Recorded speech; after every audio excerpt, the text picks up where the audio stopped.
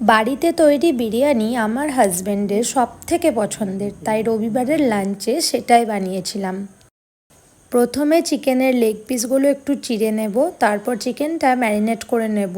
প্রথমে গোটা গরম মশলা রোস্ট করে গুঁড়ো করে নেব, আদা রসুন কাঁচা লঙ্কা বাটা চিকেনটায় দিয়ে দেব।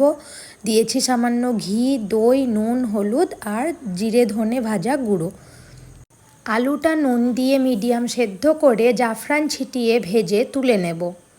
পেঁয়াজটাও বেরেস্তা করে তুলে রাখবো, হালকা গোল্ডেন ব্রাউন করব, তাহলে জিনিসটা কালো হবে না। আর সময় নিয়ে লো ফ্লেমে ভাজতে হবে।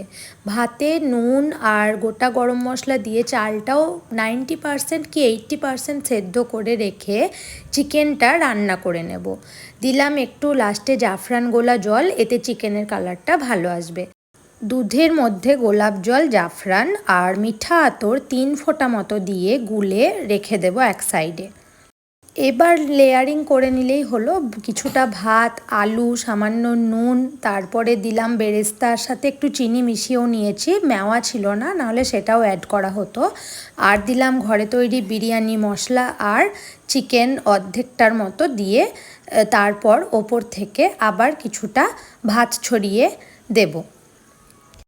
আবারও একই প্রসেসে সেম মশলার লেয়ারিং করব আর বাকি অর্ধেকটা চিকেন এর মধ্যে দিয়ে দেব।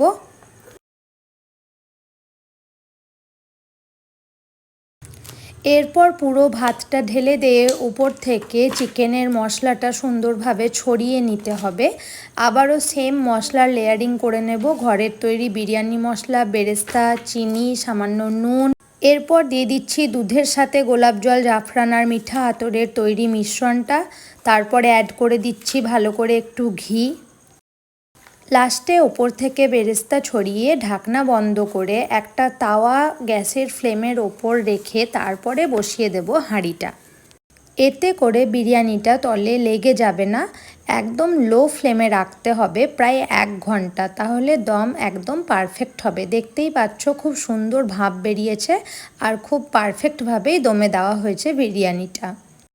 একবার এই পদ্ধতিতে বিরিয়ানি বানিয়ে দেখো, খুব অসাধারণ লাগবে খেতে। আমাকে এইভাবে বানাতে শিখিয়েছিলেন আমার শাশুড়ি মা। আমি আগেও একটা ভিডিও শেয়ার করেছি, বাট এইবারের ভিডিওটা ছিল একটু ডিটেলস। আমি সার্ভ করেছি রায়তার সাথে। কিছুটা আলু আর রায়তা দিয়ে বিরিয়ানির ভাতটা মেখে খেতে জাস্ট অসাধারণ লাগছিল।